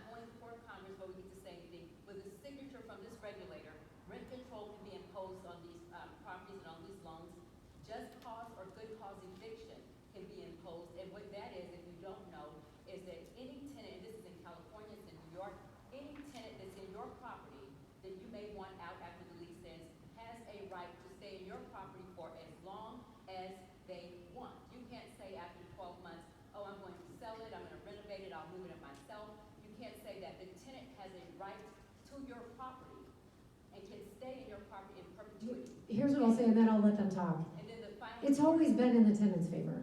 It is now. Everything is easier for them in their favor. You have to spend money and time and energy and legal fees to get someone out of your property, even though they haven't paid for 6-9 months. It's already in their favor. I think we're gonna continue to see legislation that makes it harder, but I do know real estate has one of the best lobbyists in the country, has more money in their lobby than many. I don't know, Rob, what do you want to speak to that? Well, so Stacy makes a great point because it is starting to happen in California specifically. Here too. Yeah, right, but California, like, they're really starting to do the rent control thing, which basically is saying, like, you know, hey, we've got this tenant in for $1,000 a month and you can't raise it, and the seller of the property or the owner of the property is like, well, I want to sell the house. They're like, you can't. $1,000 a month, they get it. And they're offering people $25,000, $30,000, $40,000 just to move out, and they're like, I'm not gonna take it, I got $1,000 a month rent in California, right? So it is getting bad, and you know way more about this than I do, it sounds like, which isn't a shock, right? Ash is like, duh, yeah. We're all just trying to be you. So kind of what I looked at on that is, on my portfolio, that's why I wanted to not just be in residential. I wanted to be in the big apartment complexes and things like that. Now, maybe they are just as at risk, maybe, but I don't. They're even more so. She's looking at multifamily now. If anybody doesn't believe me, I sound like a conspiracy theorist. These two documents, please just look at these, and you can Google People's Action, and this tells you what they want to do. President is with them, and the White House blueprint for a tenant bill of rights. You'll be forced to accept Section 8 vouchers if you don't want to. Rent to people with eviction or criminal histories. What I'm saying, Jen, it is bad. I mean, you think now tenants have a lot of rights. It is getting worse, and it's happening before our very eyes, and we're not responding. And so I just want people to be aware, if you buy investment real estate, it could be in danger of capping your profits, accepting vouchers, keeping a tenant into perpetuity. I'm just telling you, it's getting bad, and we need to look at this before you make an investment. Yeah, you make a good point. I think there's always stuff that comes up that is unexpected, right? I mean, I remember as I was building my real estate business, 2008 came, right? And it was, oh my gosh, and we actually increased our business through that because we spent money and nobody else did. And so I got my business to the point where I was like, you know, I think I can sustain a pretty bad recession at this point. We have a lot of agents, we have a lot of stuff coming in, we have new construction, we have rentals, we have all this stuff, right? So I'm like, I think I can sustain a pretty good recession. And then COVID hit, and they're like, well, you might not be essential, so you can't sell houses, period. And I'm like, oh, I didn't think about that. I didn't prepare for that part. And then I'm like, well, I have some rentals. And then Biden came out and said, hey, you don't have to pay rent during COVID. And I was like, oh, okay, I can't sustain shit. Like, I'm in trouble here. So stuff comes up all the time. I'm not making light of it, but I think it's definitely something that we probably need to pay more attention to as investors. But thank you, Stacey. Well, and Rob, you said this earlier, and you said this when we talked. This is another vehicle for you guys to create wealth. This isn't the only thing. We're not suggesting that you do this only. You have to fund this through really running a successful real estate business, which is what most of you in the crowd do. Tyler, yeah, we got real quick. Yeah, no problem. Like, just on the investment side, as you establish, and for people in the panel and people in here, quick question. When you started to grow, did you like to observe your profits just through your LLCs? Did you prefer to move them into 1031 exchanges, create REITs, or you have self-directed SEPs that you're investing in, absorbing those proceeds back through? All of the above. Well, I think for the group, because, you know, I'm sure a lot of people here aren't trying to, again, do it big or, you know, go big or go home. Again, find out what you're trying to do and then educate yourself around that, right? There's multiple ways to you know, 2023, you can't say things like that. There's multiple ways to do it, right? So you want to make sure that, you know, what you're doing fits your goals. And that's with anything in life. And I was going to touch on this too. From a wealth perspective, you have to do multiple things. You can't just own rentals. You can't just do be a realtor. Like, if you want to be a wealthy human being, you have to have multiple vehicles. They usually say you want 7 sources of income, you know, to be a wealthy person. So if that's your goal, get really good at one thing first, make sure that's paying the bills and above, and then start getting different avenues to create that. Because then, like, you know, Rob has multiple things going on. So, tenants aren't paying, well, he's still got new construction, he's still got his realtors, things like that. So you wanna have those multiple facets so that the other things can help flow. I think that that's just a perfect point. Just have clarity, and like, I think you can utilize all of what you just said, and I think all four of us probably do. And Stacy, I appreciate the point too. I think you made some good points. So, but clarity is everything, you guys. If you leave here with one thing today, just get clear on what that one thing is. Like, okay, I want to go find a deal and sell it, or I want to go buy a deal, and maybe I need to go find my $500 to go buy the house that I'm going to buy. But Rob's clarity. Ashley's a resource for $500 as well. It's I paperwork. was gonna say, I need last tips. You want to share? You owe me 380 beers. Say, Ashley's the one to call for contracts, Rob's the one to call for $500. Anything you guys want to just leave them with, positive, exciting tip, last minute? Okay. I would encourage you guys the hardest one to buy is your first one. And that's where it stops for most people. I've had coffee with 200 people, like 10 of them have actually bought one. And none of them have one, they all have like 5. So you've got to buy the first one to get going. Quit waiting. Yeah, and I'm just kidding. We're here till 11:30. I told you I was gonna be slow today. Yeah, go. You have to be louder though. Okay, can you guys hear me now? Yeah. So Ashley, I know you real estate or bust, not a huge fan of the stock market in comparison, and we're all trying to be wrong. But I'm curious. Wait, I diversify. I have stock. Just. As well, but I noticed in the video you kind of made a joke about it. Oh yeah. But I'm curious about your, portfolio diversification. I do love to buy, past W2, 401ks, IRAs, that's, what's just the general percentage that you try to keep in real estate specifically? Great question. Percentages? It's a lot for me. I absolutely suck at the stock market. I cannot make money. I can buy Tesla, Amazon, no matter what I buy. No, I didn't. It always goes down after I buy it. So, yeah. Buy No the matter opposite of when. what you're buying? Yeah. Okay. Well, and I'm kind of I don't take Andy's advice and hit singles. I try to hit the home run in the stock market, so my penny stocks don't do so well. So, Right? Bitcoin. Yeah, so I'm down a pretty good sized house in Johnson County at this moment in the stock market for me. But so yeah, for me it's like, it's probably 80-90% on the investment part for real estate, and then I do stocks. Obviously we have the 401ks and all that stuff as well, but it's a big portion for real estate because I feel like, to Ashley's point earlier, I know it's going to be fine on that side of it. So.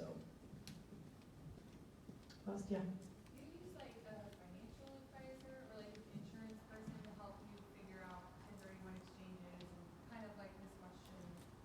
The really cool thing about 1031 exchanges, in my opinion, are you have great resources for free. Like my title company is Security First Title in Brookside. I love them. And if you're doing the first 1031, I would recommend them because they have in-house. They do it all in-house, and they can educate you, and they do classes on it.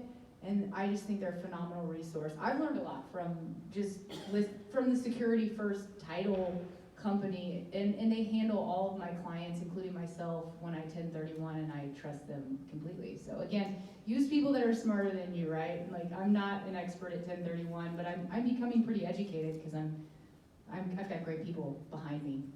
They aren't as scary as they look. Yeah, Jackson. Quick question regarding to contractors, because some of y'all do flips and all that. I have rentals and, I've done a few, but I feel like, a lot of times it's hard to deal with contractors in this market. For example, some, they don't have work currently and they can do a good job, but then once they have other works, and they just treat your project like, I can just come here at 5 or something. And some, they give you a first project, they give you one price, then when you continue to use them, and then somehow they just start to like scam you, that they just quote you way higher. So I was wondering, how do you actually try to make a profit in this market, if the inflation is so high, about your flips, and how do you deal with like contractors? Well, Phil's a great contractor, P.S., but, okay. Yeah, contractors are tough. I mean, and I don't have anything against contractors by any means. They're the reason why we do what we do, and so I really appreciate contractors. But again, like anything, the good contractors are the ones that help you move the needle. And so the contract that you need totally depends on what you're doing. If you're just doing rentals, and that's really all you're doing, you just need like maintenance type of people. Your property manager, I would get a property management company if possible. If you don't have one or you're trying to do it yourself, I would try to find like contractors who are maintenance type contractors, handyman, they can kind of do it all. If you're trying to do a fix and flip, it's a whole different beast. You've got, one handyman can handle a lot of stuff in a rental. He might even know an HVAC guy or a plumber for water, whatever that looks like, right? But for fix and flip, you've got, versus one, maybe 3 or 4 people, you've got 15 or 20 different contractors going through that house. Even if you have a GC who's doing that, he has multiple people going through that house. And so when you're trying to vet contractors, just be direct with them, tell them exactly what you're looking for. But in doing that, you have to know your numbers. Like you have to know kind of how much a rehab should be. So if you're like, hey, this should be $50,000, and your contractor comes back to you with 90, and you guys are that far off, like somebody's numbers aren't right. And so when you're talking to them, be direct with them, but know your numbers there as well.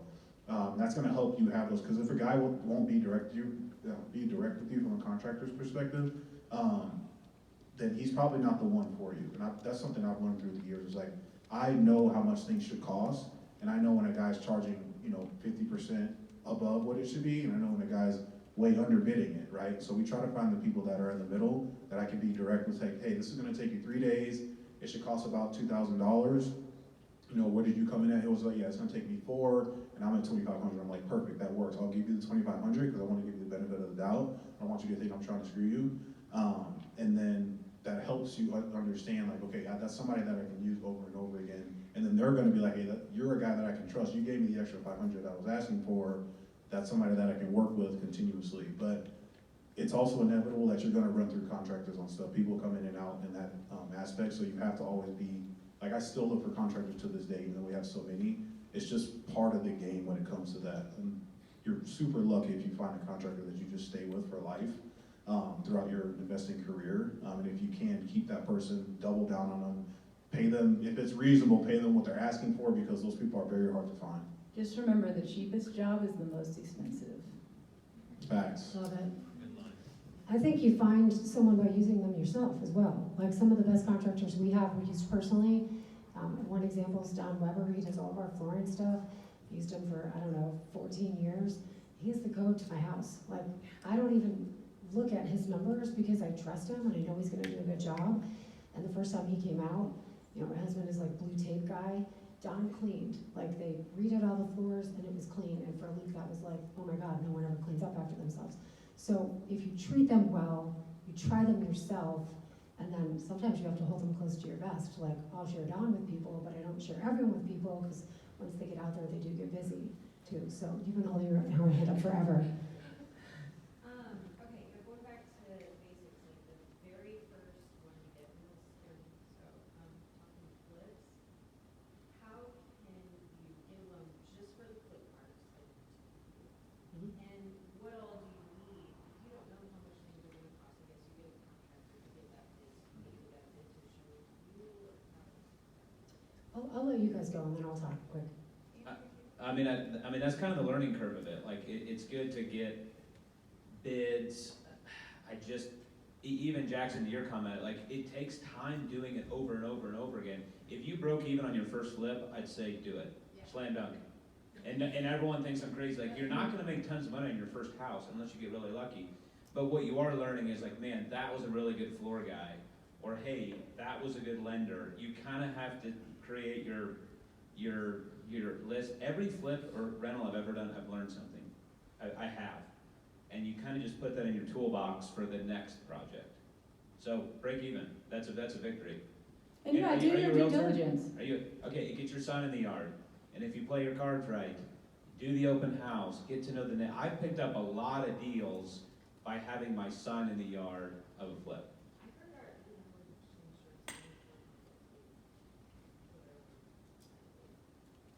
I feel like you're looking at me. You can list your own flips. I list I list my own flips all the time. Yeah, so. And I get them insured and no issues.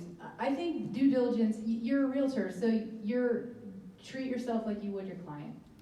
That's my best advice. Treat yourself like you would your client. For my client, I mentioned making mistakes on not checking the sewer line. I would never do that for a client. I'd only do that to myself.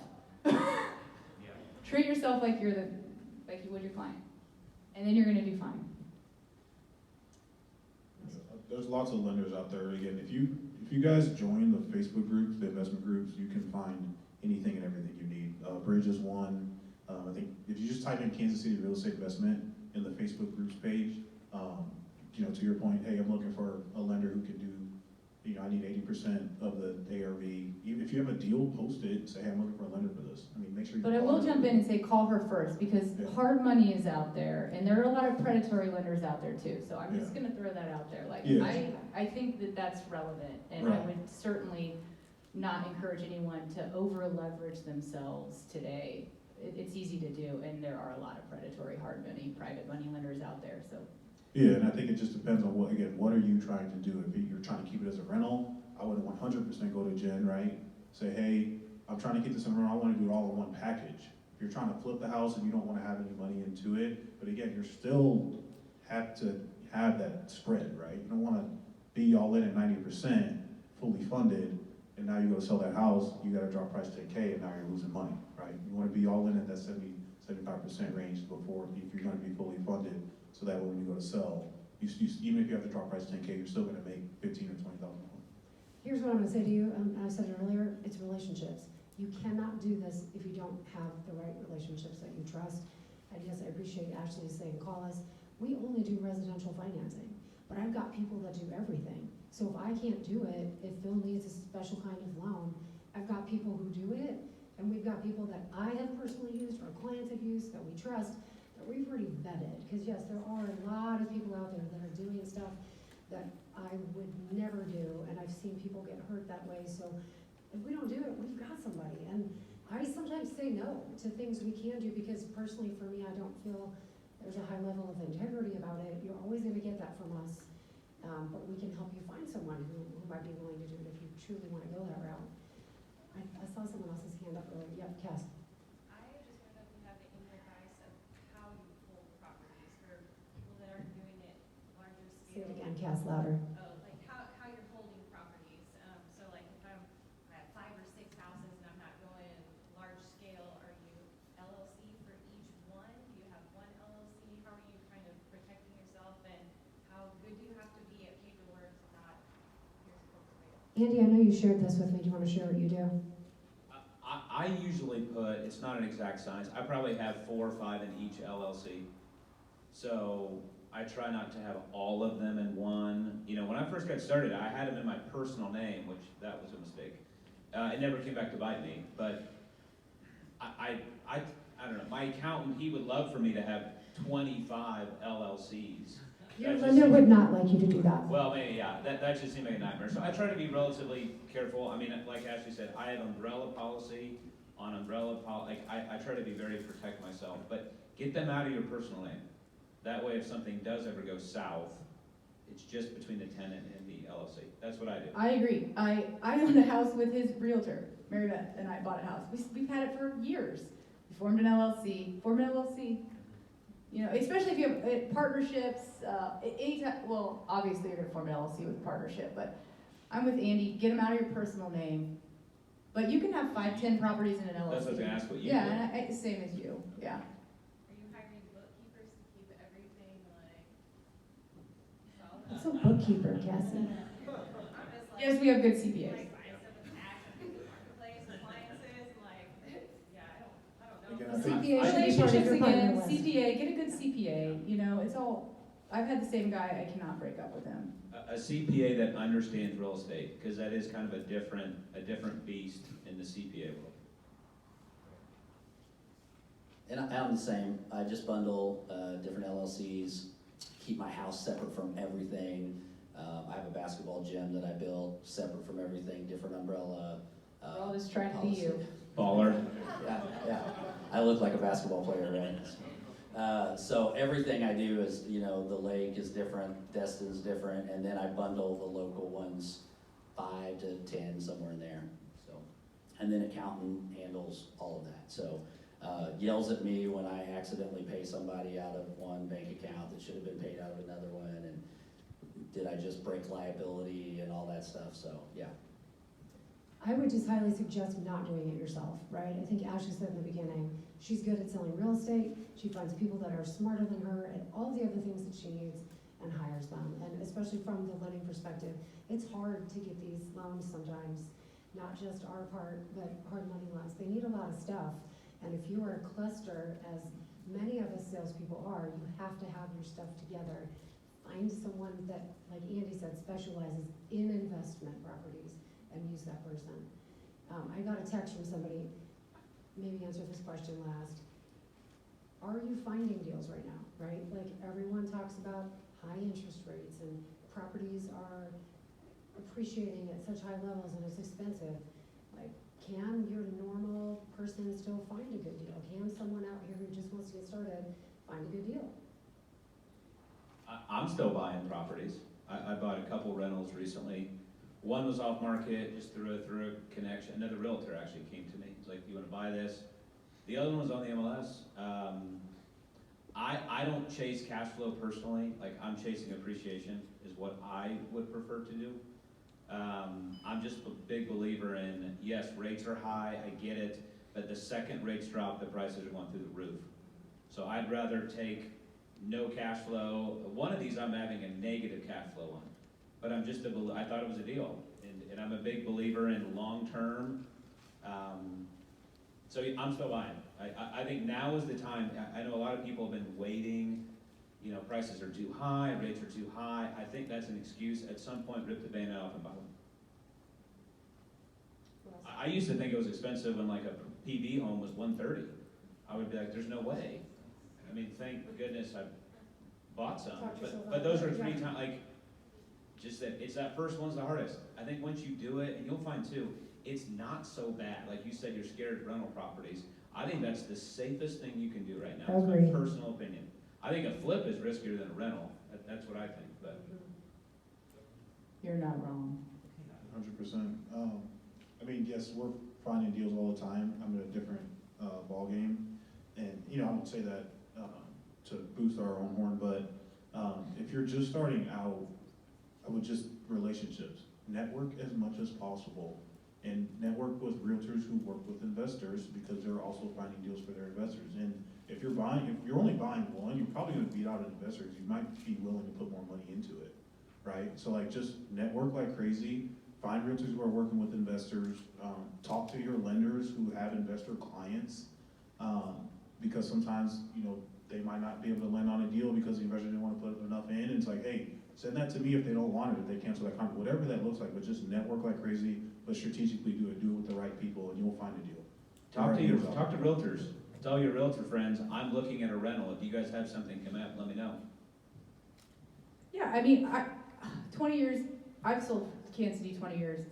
I don't know about you guys, but Kansas City and surrounding has done nothing but one thing in the last 20 years, and it's this. And yeah, we had an 08 crash. So yeah, I mean, I think if anything, diversifying into real estate because you sell real estate is a good idea. And just being patient, like wait until you find that house and you're like, you got all the tingles and the good vibes, you know? I know you're scared of rentals, but like, surely you've walked into a house and been like, whoa, this is a really interesting house. And maybe your client's not buying it, and maybe it haunts you a little bit, and listen to your gut, you know? You know what you're doing. You're gonna do this, it's gonna be okay. Maybe you're gonna build that fireplace.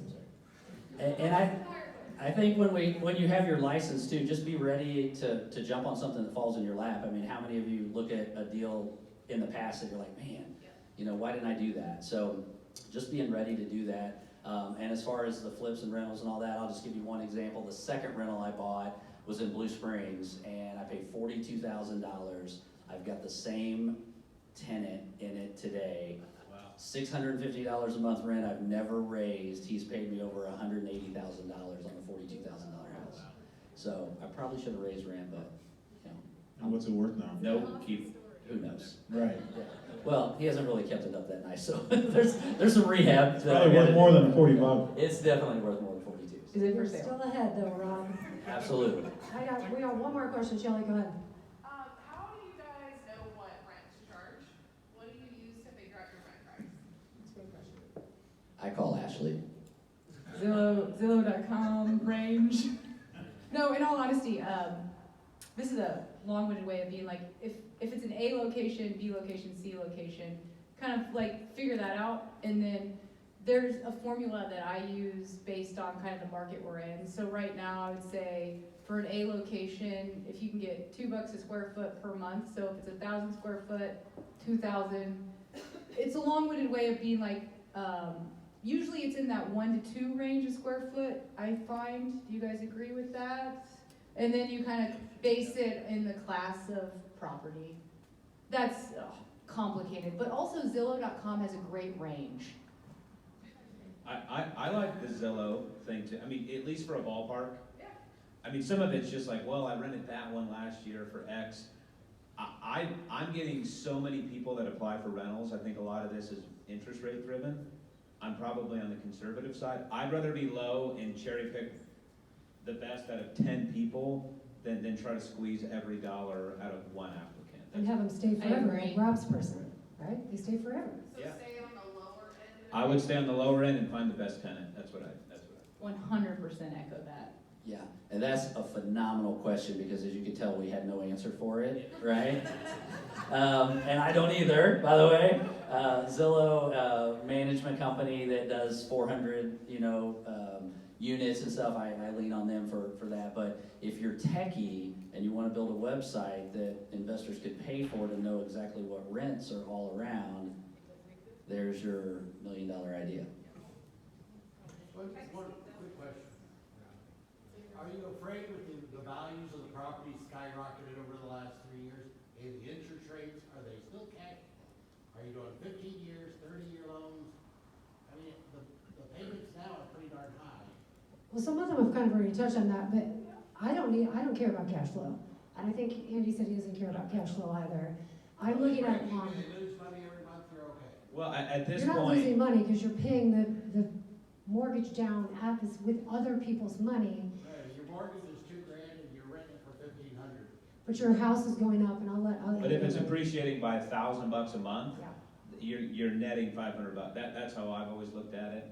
I would always Plus combine it's tax cash write-off. flow and appreciation. Combine those two numbers together. I totally get the question. I don't 3 personally. years ago, we were, 30% less in value, and our interest rates were 4% or under. I think it's a good question. I think that's where like you can find a 250 or less. I mean, I was specific earlier for a reason too, because I want them to cover themselves for my investors. So especially if you're buying in a big bulk, you want it to cover itself. So just get really clear on that. And if cash flow is your goal, you can cash flow in Kansas City. You just have to be really clear about what you're buying, run the numbers well. You can still cash flow if that's the goal. I think that you buy sometimes for reasons that they're talking about, and then you buy sometimes for cash flow. And there's a way to do both still, even with interest rates as high as they are.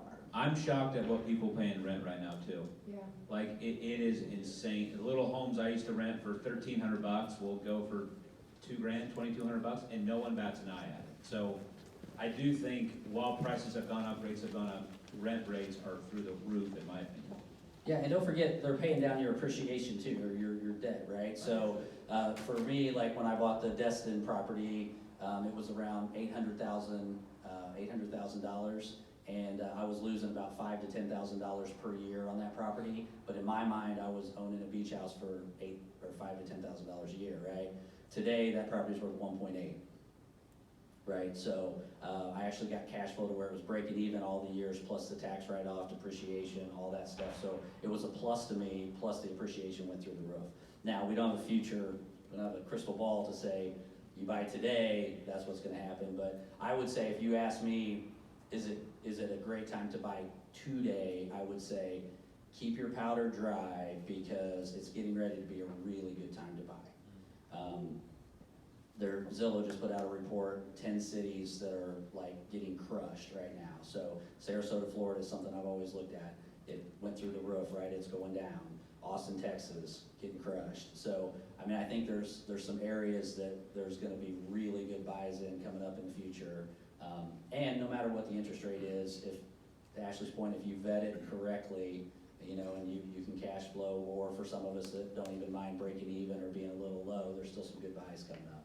If you can cash flow $1 in today's market, it's a great buy, and I think you'll cash flow forever. So some of mine that are cash flowing crazy today, they weren't 10 years ago.